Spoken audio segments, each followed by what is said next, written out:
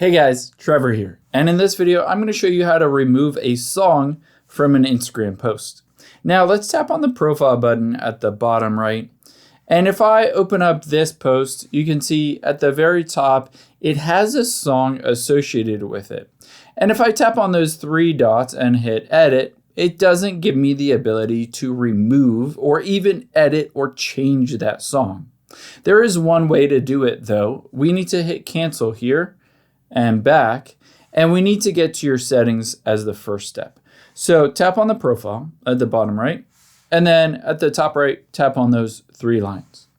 Now, once we're in here, all we need to do is scroll down, and you'll be able to find towards the bottom here, you'll be able to see account type and tools.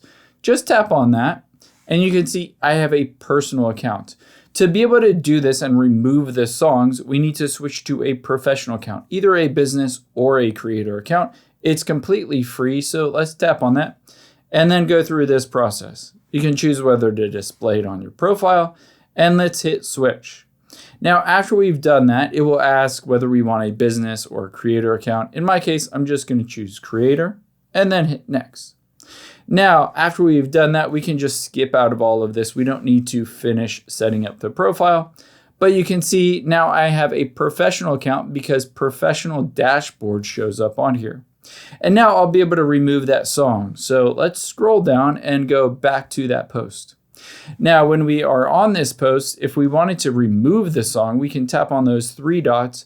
Keep in mind, I'm not able to change it to a different song, but from here, instead of tapping the edit button, we're going to tap on the partnership labels and ads. And once we're in here, you'll be able to see it says add a paid partnership label or get a partnership ad code.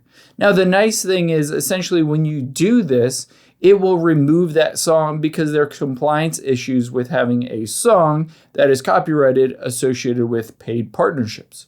So all you need to do is toggle this on, and you can see add a brand partner, and that you don't necessarily have to do that. Just hit the done. Now you can see it says paid partnership instead of that song. So it has effectively removed this song from this post. However, again, it does say paid partnership. You can always go back in here, and instead of that, you can turn off the paid partnership if you ever wanted to go back and revert back to just the song. I hope this helps. If it did, hit the subscribe button down below and leave a comment if you still have any questions. Thanks, guys.